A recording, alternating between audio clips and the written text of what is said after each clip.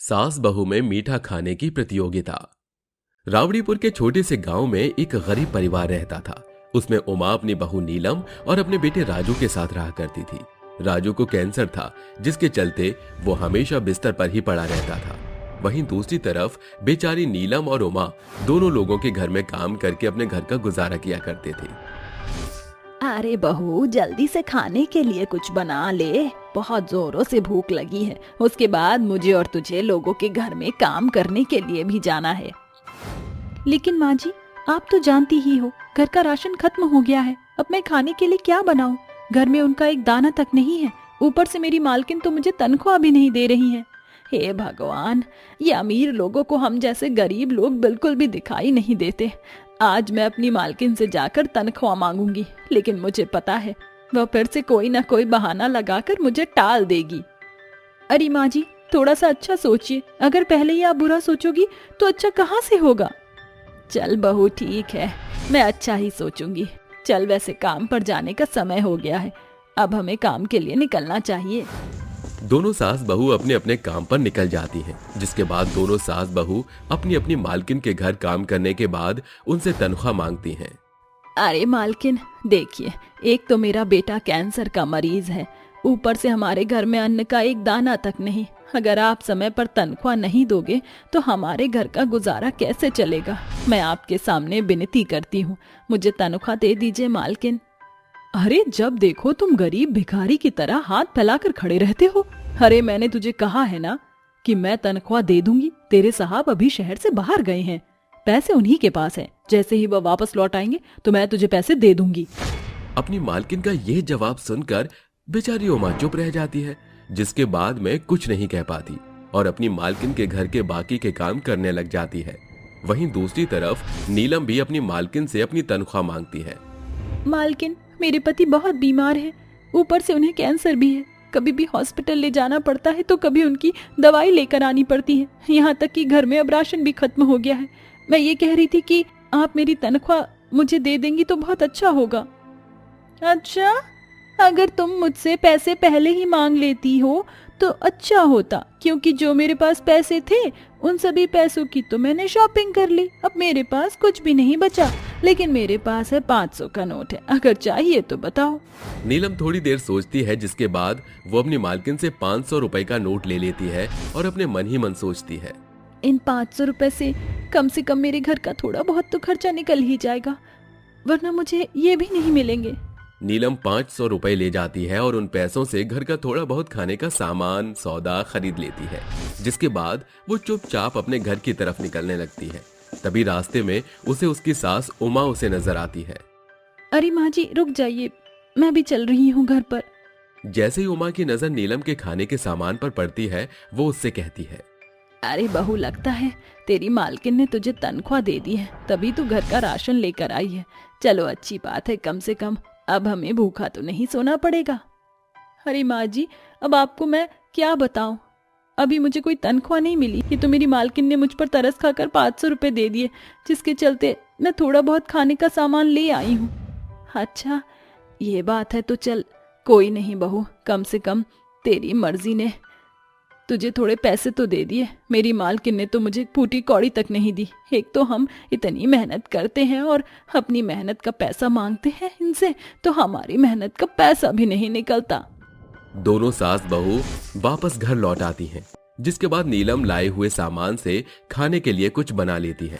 जिसके बाद नीलम अपनी सास और अपने पति को खाना परोस देती है, जिसके बाद सभी लोग खाना खाकर सो जाते हैं।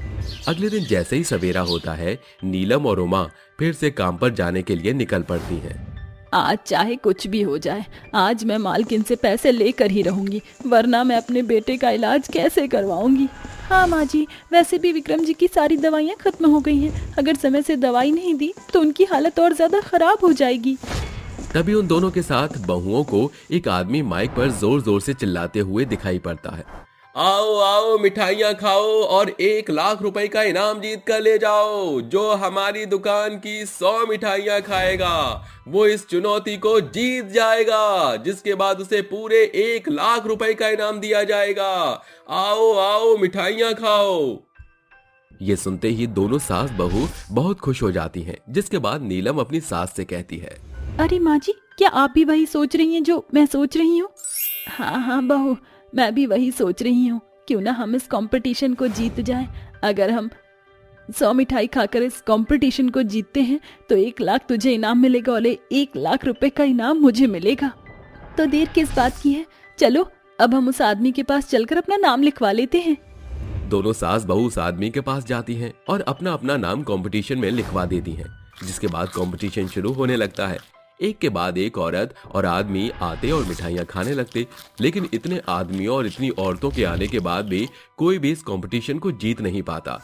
जैसे ही नीलम और उसकी सास उमा का नंबर आता है, वो एक दूसरे से कहती हैं, देख बहू, चाहे आज कुछ भी हो जाए, इस प्रतियोगिता को हमें जीतना ही है। इस प्रतियोगिता को हम विक्रम के नाम पर जीतेंगे। आप चिंता मत कीजिए माँ जी, आज चाहे कुछ भी हो जाए, आज मैं पूरी 100 मिठाइयाँ खाकर ही रहूंगी। दोनों सास बहू एक एक करके मिठाइयाँ खाना शुरू करती हैं। देखते ही देखते वो माँ और नीलम अपने अपने हिस्से की 50 मिठाइयाँ खा चुकी होती हैं, जिसे देखकर वहाँ खड़े सभी लोग अचंभित रह जाते हैं।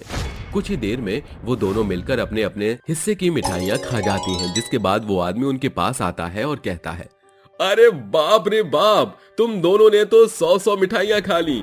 आज तक हमारा ये रिकॉर्ड किसी ने नहीं तोड़ा था, लेकिन तुम दोनों ने तो मिलकर पूरी 100 मिठाइयाँ खाई हैं। इसके चलते हम तुम दोनों सास बहू को 1-1 लाख रुपए का इनाम देंगे।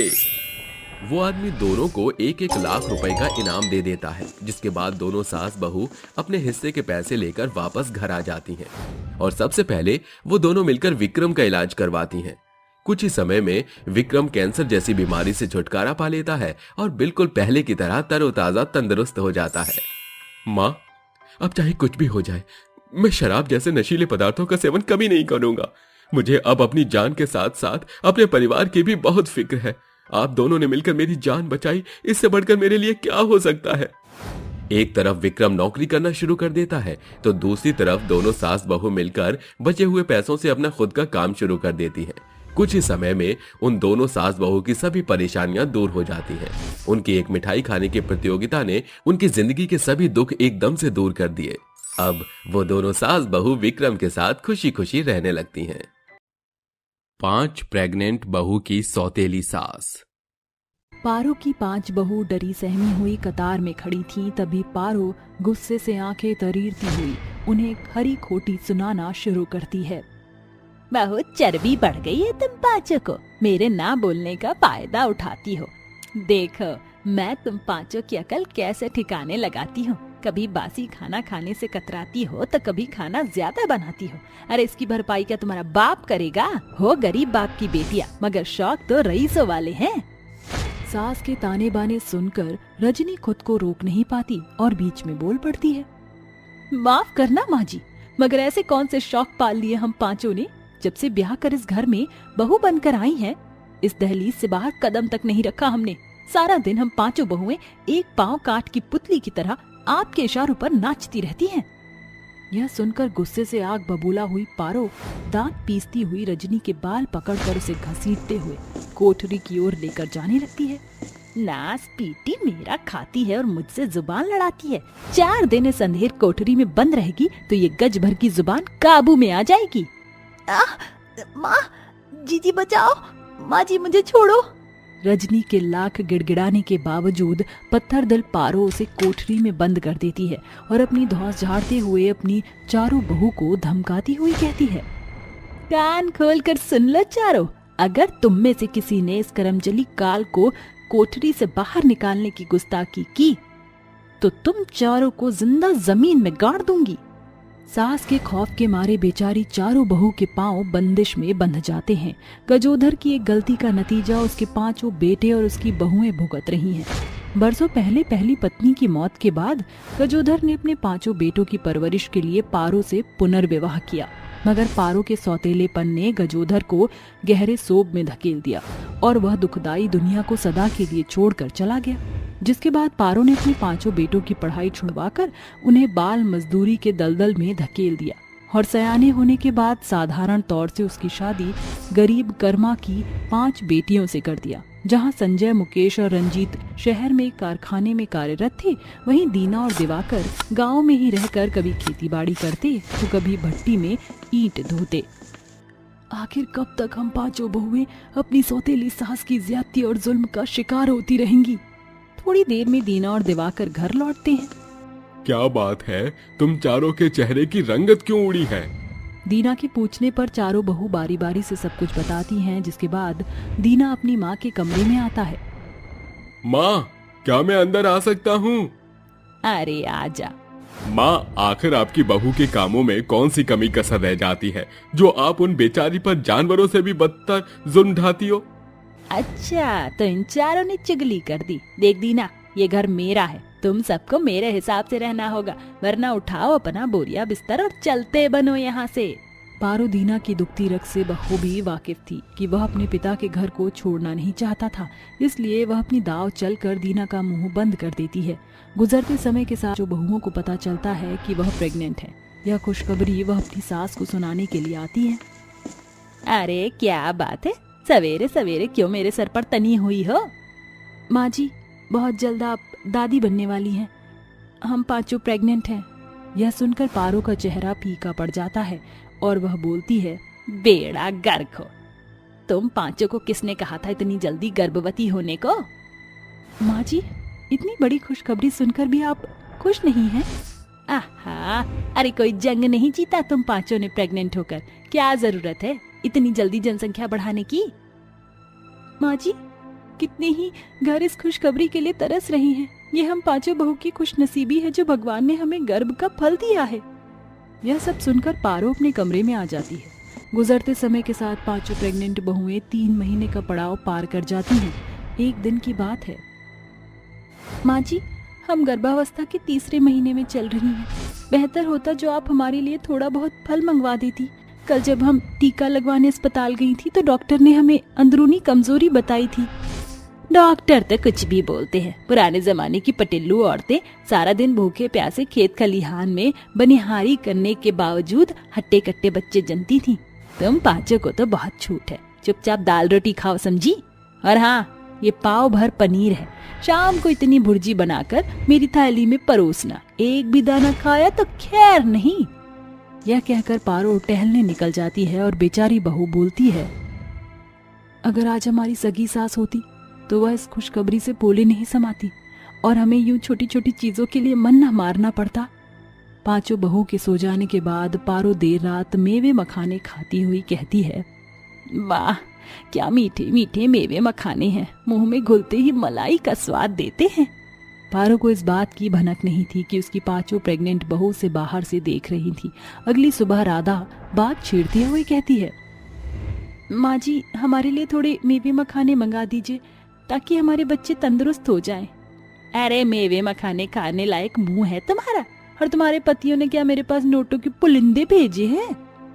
माँ जी, जब देर रात आप चिपते चिपाते मेवे खा सकती हैं तो हमारे संग भेदभाव क्यों?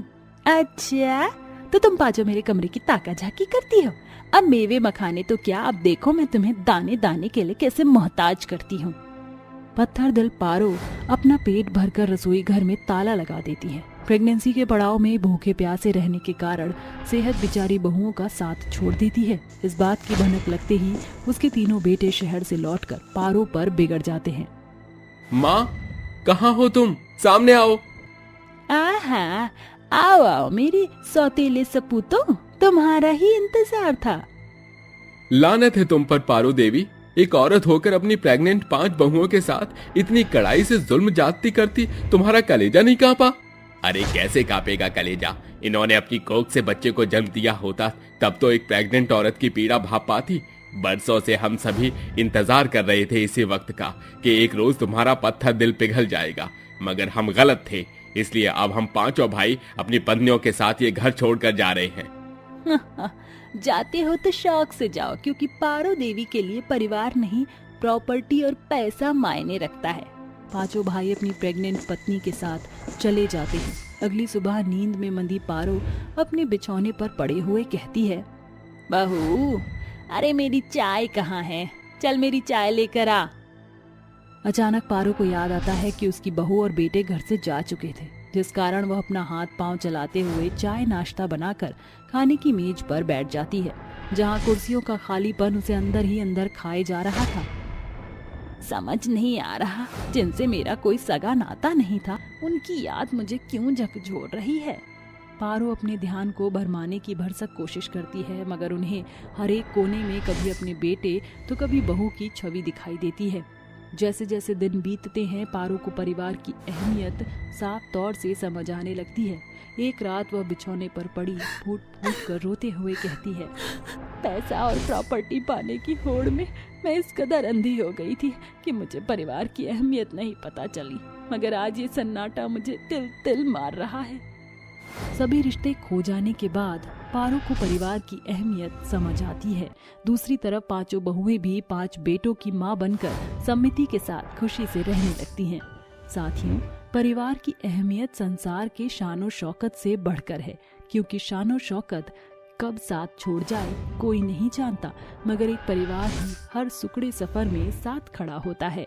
3 गरीब बहुओं का जादुई बर्तन। पुरानी खटिया पर पड़ी बीमार बूढ़ी तारा जोर शोर से खांस रही थी। वहीं उसकी तीनों बेवा बहुएं जूही, मधु, सीता उसके पास बैठी हुई थी। जीजी, सासू माँ की हालत तो धीरे धीरे बिगड़ती ही जा रही है, हमें इन्हें अस्पताल ले जाना पड़ेगा। ठहर जा बहू, अब बहुत देर हो चुकी है, मेरे अंदर चंद सांसें बची हैं।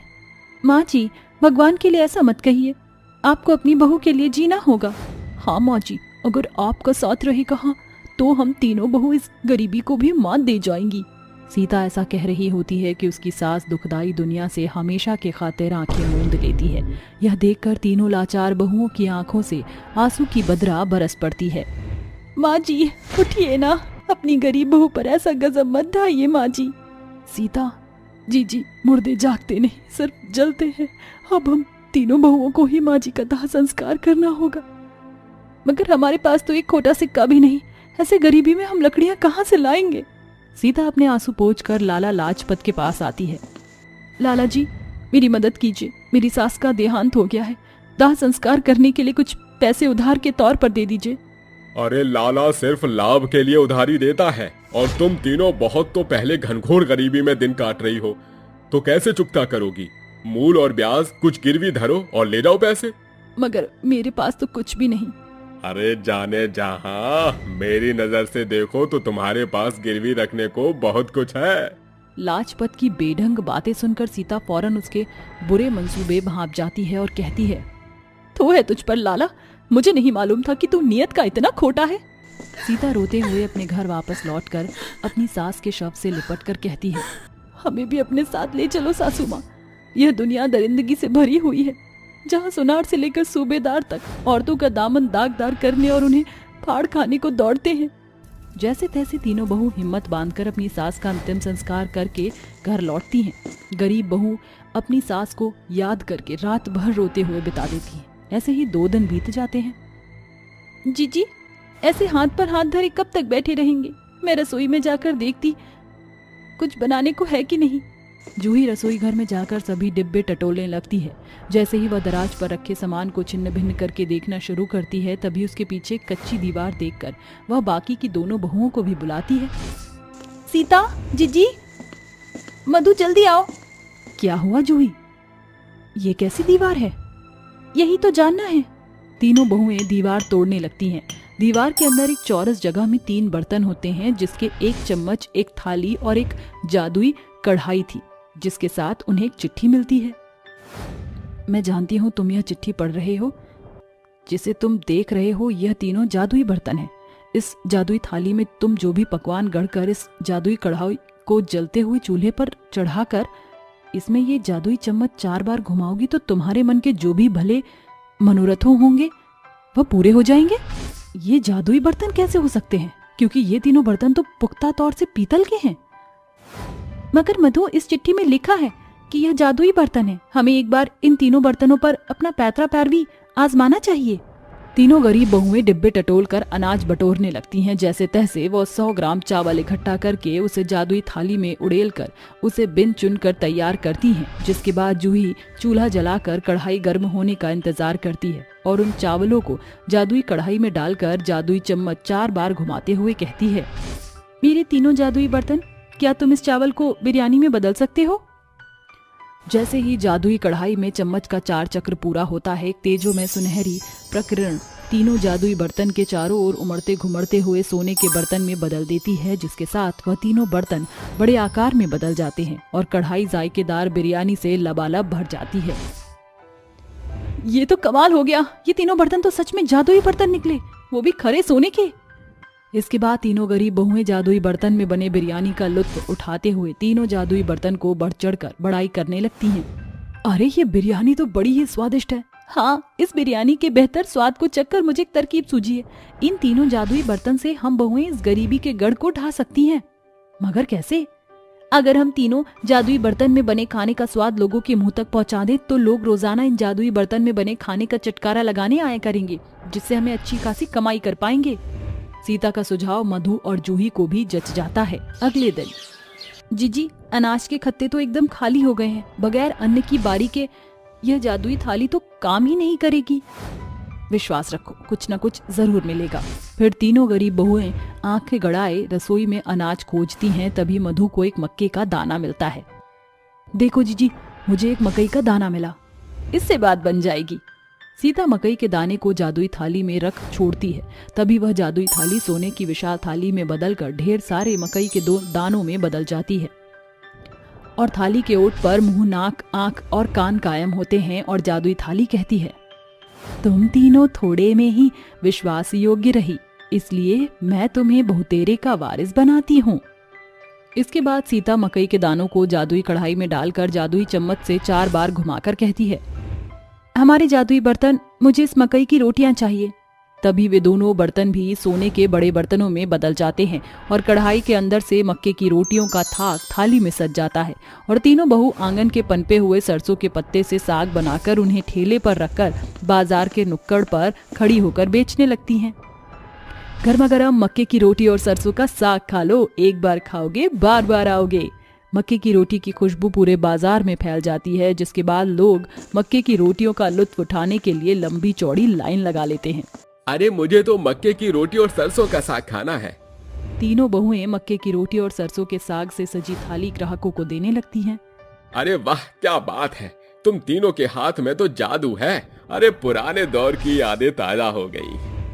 हाँ दामोदर, ये खाना इतना मजेदार है जैसे कि जिन्न ने इसमें अपना जादू उतार दिया। पेट भर गया मगर मन है कि भरता नहीं। लोगों के मुंह से तारीफ सुनकर तीनों मन ही मन मुस्कुराने लगती हैं, क्योंकि वह जानती थीं कि खाने में जादू उनके जादुई बर्तन के कारण जो था, उस रोज उनकी खूब कमाई होती है। ऐसे ही हर एक दिन वह अपने जादुई 3 बर्तन में भांति भांति के खाने का तड़का लगाती हैं, जिससे उनकी कमाई हर दिन औसतन बढ़ती गई, जिससे उन्होंने सुंदर सा घर बना लिया। जीजी, कल तक हम तीनों बहू दाने दाने पर मोहताज थी और आज इस आलीशान घर की मालकिन है। हाँ मधु, ये सब कुछ हमारे 3 जादुई बर्तन से मुकम्मल हुआ है। हाँ, अगर यह जादुई बर्तन हमें नहीं मिलते तो हमारे हाथों में भीख का कटोरा होता। अब तक हम बहुओं ने अपनी जादुई बर्तन का प्रयोग पैसे कमाने के लिए किया, क्यों ना आज गरीबों को खाना खिलाकर पुण्य बटोरे। हाँ, ये उच्च विचार है। तीनों बहुएं अपने जादुई बर्तन का प्रयोग करती हैं। ए हमारे जादुई बर्तन, इन अनाजों को ग्रहण करके अपने भीतर से 56 भोग बरसाओ। जैसे ही वह प्रक्रिया समाप्त करती हैं, तीनों बर्तन पर तेजों में सुनहरी रोशनी प्रकट होकर उन्हें सोने में बदल देती है, जिन्हें लेकर बहुएं राहगीर गरीबों और मंदिर के सीढ़ियों पर बैठी भिखारियों में बांटती हैं। ये कहानी हमें ये सीख देती है कि परिस्थितियां हमेशा एक समान नहीं रहती। जीवन के संगम में कभी खुशियों की बेला तो कभी गम के बादलों का आना जाना लगा रहता है। गरीब सास बहू का लकड़ी का छाता। सोनपुर गांव में गरीब सास बहू गोपी और गुंजा रहा करती थी। गोपी का बेटा दामोदर एक लकड़हारा था। घर की जिम्मेदारी उसी के कंधों पर थी। एक रोज जब वह कुल्हाड़ी से लकड़ियां काट रहा था, उसी बीच उसका हाथ धारदार कुल्हाड़ी का कौर हो जाता है और उसकी चीख पूरे जंगल में गूंज उठती है। हाथ चले जाने के गम में दामोदर को गहरा आघात पहुंचता है और वह इस कदर सदमे में समाता है कि वह लकवे का रोगी बन जाता है। जब से दामोदर की दशा बिगड़ी है, घर की जरूरत छिन्न भिन्न हो गई है। माँ जी, अब तो रसोई के खाते भी खाली हो चुके हैं। ऐसे में दाना पानी खरीदने को हाथ में एक खोटा सिक्का भी नहीं। घर का चूल्हा उदास पड़ा है। बिना पैसे के हम क्या पकाएंगे और क्या खाएंगे। समझ नहीं आ रहा। फिर बूढ़ी गोपी की नजर दरवाजे के ओट के पास रखी कुल्हाड़ी पर जाती है। बहू, एक विकल्प है, क्यों ना हम सास बहू खुद जंगल से लकड़ियां काट कर उनकी टोकरी बनाकर बेचें। इससे घर का चूल्हा तो उदास नहीं पड़ेगा। हाँ माँ जी, चलिए। गरीब सास बहू आंखों में आंसू और हाथों में कुल्हाड़ी लेकर जंगल से लकड़ियां काटकर उनकी गठरी लिए घर आती हैं। माँ जी, इन लकड़ियों से करना क्या है? बस तुझे मेरी देखा देखी लकड़ी के टोकरी बर्तन की बनावट करनी है। गरीब सास बहू भूख मार कर मेहनत करती हुई लकड़ी की टोकरी बनाती हैं और फिर चल बहू, इन्हें बेचने चलते हैं। माँ जी, आप इनके संग रहिए, मैं जाती हूँ।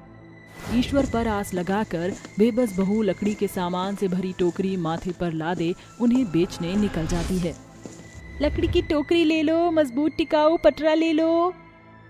इक्के दुक्के ग्राहक अपनी क्षमता के अनुसार सामान खरीदकर बदले में उस लाचार बहू को उसके लकड़ी के सामान का दाम दे देते हैं, जिससे कई रोज बाद गरीब सास बहू के घर का चूल्हा जलता है। समय बीतता है। कुछ दिनों के अंतराल के बाद सोहनपुर गांव में कड़ाके की सर्दी पड़ने लगती है, जिसके साथ भीषण बर्फबारी भी शुरू हो जाती है। तभी एक सरकारी गाड़ी पूरे गांव में घूम घूम कर एक अनाउंसमेंट करती है। सुनिए सुनिए सुनिए, मौसम विभाग ने अलर्ट जारी किया कि इस साल रिकॉर्ड तोड़ ठंड पड़ेगी, जिसका सीधा असर सोहनपुर गांव में होगा। इसलिए आपसे निवेदन है कि अपने अपने घरों में ही रहें। ये सुनकर गरीब सास बहू का मुंह फीका पड़ जाता है और गोपी कहती है, हे भगवान, आखिर तू हम गरीब सास बहू से किस जन्म का बदला निकाल रहा है? पहले मेरे बेटे को अपंग कर दिया, अब जैसे तैसे हम सास बहू गुजारा भत्ता चला रही थी, वो आसार भी तूने हमसे छीन लिया। माँ जी, हम सास बहू तो सर्दियों के मौसम के बंदिश में बंध गई। धीरज धर बहू, क्या पता एक आधे दिन में ये बर्फबारी थम जाए। दोनों सास बहू आस लगाए बर्फबारी के बंद होने की बाट जोती हैं। इस बीच एक सप्ताह बीत जाता है। माँ जी, एक सप्ताह हो चला है, बावजूद इसके बर्फबारी थमने की जगह बढ़ती जा रही है। ऐसे तो हम भूखे मर जाएंगे। यह सुनकर गोपी गहरे सोच में पड़ जाती है। तभी उसकी आंखों में उम्मीद की एक लौ जल उठती है। बहू, एक तरकीब है जिससे ये बर्फबारी भी हम सास बहू के बुलंद हौसले से हार सकेगी और ठंड में हमारा काम ठप भी नहीं पड़ेगा। वो क्या है माँ जी? देख बहू, जब से नए दौर में स्टील पीतल के बर्तन बनने लगे हैं, लकड़ी के बर्तन टोकरी कोई नहीं पूछता। क्यों ना हम लकड़ी का छाता बनाएं? इस सर्दी के मौसम में सुनहरा मौका और दस्तूर दोनों है। आज के सभ्य मानव कुछ नया देखना चाहते हैं। क्या पता हमारा लकड़ी का छाता ही हम सास बहू की गरीबी के बंधन तोड़ डाले। दोनों सास बहू पूरे मशक्कत से लकड़ी का छाता बनाने में जुट जाती हैं। सुबह से सांझ तक वह 10 छाते बनाती हैं। देख बहू, हम गरीब सास बहू ने कितना लाजवाब लकड़ी का छाता गढ़ा है। हाँ माँ जी, सचमुच ये बेहद आकर्षक है। अगले दिन गुंजा एक लकड़ी का छाते से खुद को बर्फबारी से बचाव करते बाकी छाते को लेकर उन्हें बेचने गांव बाजार हाट निकल पड़ती है। छाता ले लो, छाता, लकड़ी का छाता ले लो। आ गया है लकड़ी का लाजवाब छाता, सस्ते शुल्क पर ये बचाए सर्दी, बरसात और बर्फबारी से। कितनी देर हो गई मगर अब तक एक भी लकड़ी के छाते की बोहनी नहीं हुई। गुंजा अपने लकड़ी के छाते लेकर एक बस स्टैंड पर आती है, जहां खड़े लोग बर्फबारी में भीगते हुए कोहरे की कहर के साथ ही हवाओं के बीच खड़े थे। तभी गरीब बहू गुंजा कहती है, लकड़ी छाता ले लो, संगौन लकड़ी का छाता, छाता ले लो बाबूजी। लकड़ी का छाता क्या दाम है? सिर्फ 100 रुपए बाबूजी। सिर्फ 100 रुपए? छाता दे दो। वह युवक झटपट से लकड़ी के छाते की ओट में छुपकर बर्फबारी को मात दे जाता है। ये देख स्टैंड पर खड़े बर्फबारी से जूझते बाकी लोग भी लकड़ी के छाते की ओर लुभावने होकर गरीब बहू के बाकी छाते खरीदकर बदले में उसे पैसे दे देते हैं। अरे वाह, माँ जी का कथन तो एकदम खरा सच्चा साबित हुआ। पहले ही दिन लकड़ी के छाते से पूरे 1000 रुपए की बिक्री हुई है। ये जानकर माँ जी भी बेहद खुश होंगी। थोड़ी ही देर में गुंजा खुश मन से घर आती है। अरे गुंजा बहू, बड़ी जल्दी घर में डग धर दिए। माँ जी छुच्छे हाथ रुक कर करती क्या? सारे लकड़ी के छाते तो मिनटों में बिक गए। अब हमें और ज्यादा लकड़ी के छाते बनाने होंगे। अभी सांझ की बेला बीतने में कुछ समय बाकी है। मैं लकड़ियाँ काट कर लाती हूँ। ठीक है बहू, मगर ये लकड़ी का छाता तू अपने साथ ले जा, बाहर अभी भी बर्फबारी है। थोड़ी देर में गुंजा जंगल पहुंच जाती है और खूब सारी लकड़ियां काट कर उसकी गठरी लिए घर आती है और देर रात तक लकड़ी की बारीक छीलन से छाते की बनावट और बांस के डंडे से छाते के बीच आवरण बनाती है। बहू, कल के लिए बहुतायत लकड़ी के छाते बन गए, अब सो जा, देख तेरी आंखें ऊँघ रही हैं। आप भी सो जाइए माँ जी। अगली सुबह गुंजा एक बार फिर लकड़ी के सभी छाते लिए बेचने निकल पड़ती है। आज मुझे अपने छाते बेचने के लिए नए गांव और नई जगह जाना होगा। कुछ ही देर में गरीब बहू अपने गांव से कोसों दूर डुमराव गांव में आती है, जहां बर्फबारी बरसात की फुहार के जैसे बरस रही थी। उसी बीच बच्चे स्कूल जा रहे थे। ये बर्फबारी की बूंद तो बारिश बनकर बच्चों को भिगो रही है, इनके पास छाता तक नहीं है। गरीब बहू उन बच्चों के पीछे पीछे स्कूल आ पहुंचती है। अरे बच्चों, जरा ठहरो, लकड़ी का छाता तुम रख लो, ये तुम्हें इस जाड़े की बर्फबारी और सावन भादों की बरसात दोनों से बचाएगा। आपका बहुत बहुत शुक्रिया आंटी जी। लकड़ी का छाता लेकर बच्चे स्कूल में अंदर चले जाते हैं। तभी अंग्रेजन जिनी वहाँ आती है। ग्रेट वर्क, तुम्हारा नाम क्या है? ये तो कोई विलायती मेम साहब है, मैं गुंजा हूँ, पास के गांव में रहती हूँ। तुम्हारा लकड़ी का छाता बहुत लाजवाब है, आई लाइक इट। मैं इस स्कूल का दौरा करने आई थी।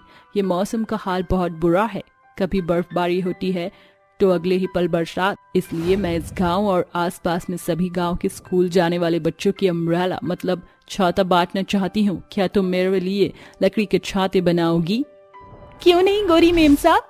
ये लो 1 लाख रुपए लकड़ी के छाते बनाने के लिए। पैसे लेकर बहू अपने घर आ जाती है और अपनी सास को सब बताती है। अरे वाह बहू, ये तो सुनहरी खबर है।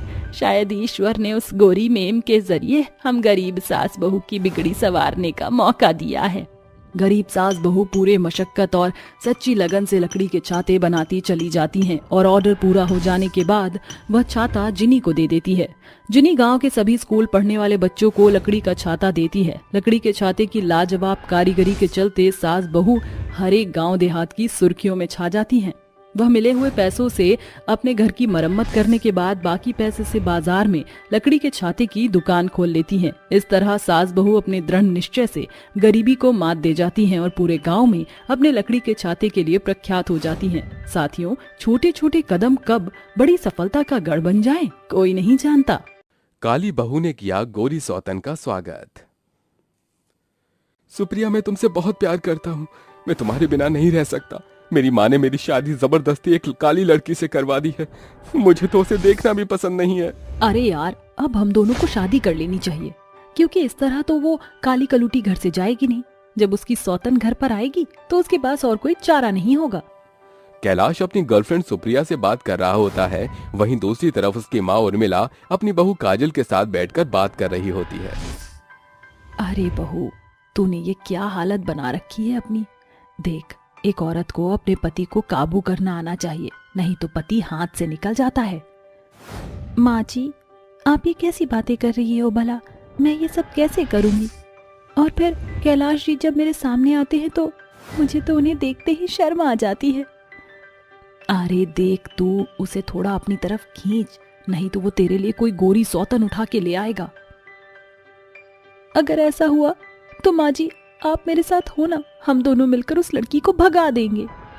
अरे बहू, तू तो बहुत भोली है, तू नहीं जानती कि आजकल की लड़कियां मर्दों को कैसे रिझा लेती हैं। उर्मिला ऐसा कह ही रही होती है कि तभी अचानक से उसके दरवाजे पर कोई दस्तक देता है। माँ जी आप रुकिए जरा, मैं देख कर आती हूँ दरवाजे पर कौन है। शायद कैलाश जी आ गए होंगे। ऐसा सोचकर काजल दरवाजा खोलने के लिए जाती है। दरवाजे पर कैलाश सुप्रिया के साथ खड़ा होता है। सुप्रिया की मांग में सिंदूर और कैलाश के गले में माला देखकर काजल को यह समझने में देर नहीं लगती कि उसका पति कैलाश उसके लिए एक गोरी सौतन लेकर आया है। अरे तुम यहाँ क्या कर रही हो? जाओ मेरी माँ को बुलाकर लेकर आओ, उन्हें कहो कि उनका बेटा उनके लिए बहू लेकर आया है। हाय मुरी दैया, ये सब क्या देख रही हूँ मैं। कैलाश जी आप तो मेरे पति हो, और फिर आप मेरे होने के बावजूद भी किसी और से शादी कैसे कर सकते हो? तभी वहाँ पर उर्मिला आ जाती है और कहती है, अरे निकम्मे, ये किस लड़की को उठाकर ले आया है तू घर पर? अरे जरा इसके कपड़े तो देख, लग रहा है जैसे चूहियों ने कुतर दिए हैं। ओहो माँ जी, ये कौन से जमाने की बातें कर रही हो आप? ये तो आजकल का फैशन है, फैशन। चुप कर जा गोरी छिपकली, तुझे क्या लगता है कि तू मेरे पति को फंसा लेगी और मैं चुप रहूंगी?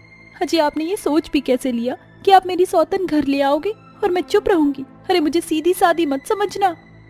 कैलाश काजल का काली का रूप देखकर हैरान रह जाता है और उससे कहता है, देखो मुझे तुम बिल्कुल भी पसंद नहीं हो। तुमसे मेरी शादी जबरदस्ती करवाई गई है। अरे मैं इतना गोरा हूँ तो मेरी पत्नी भी गोरी ही होनी चाहिए ना। मैं सुप्रिया से बहुत प्यार करता हूँ और आप लोगों ने ये स्वागत किया है मेरी पत्नी का। कैलाश, इससे अच्छा तो हम दोनों मेरे घर पर चलते, कम से कम मेरी माँ हमारा स्वागत तो अच्छे से करती। कैलाश सुप्रिया का हाथ पकड़कर उसे अपने कमरे में ले जाता है और कमरे का दरवाजा बंद कर देता है। ये सब देखकर काजल रोते हुए अपनी सास से कहती है, अरे माँ जी, ये सब मैं क्या देख रही हूँ? आप मुझे अपनी पसंद से लेकर आई थी क्या? कैलाश जी को मैं पसंद नहीं थी। अब मैं अपनी सौतन के साथ एक ही घर की छत के नीचे कैसे रह सकती हूँ? अरे बहू, चिंता क्यों करती हो? इस गोरी छिपकली को तो हम चुटकियों में यहाँ से भगा देंगे। जैसा मैं कहती हूँ वैसा कर और मेरे साथ मिलकर इस छिपकली का अच्छे से स्वागत कर। दोनों सास बहू उस दिन के बाद से सुप्रिया के पीछे पड़ जाती हैं। अगले दिन जैसे ही सवेरा होता है, सुप्रिया मिनी स्कर्ट और टॉप पहनकर बाहर आती है, जिसे देखकर काजल कहती है, हे भगवान, ये आधी नंगी चुड़ैल सुबह सुबह हमारे घर में कहाँ से आ गई?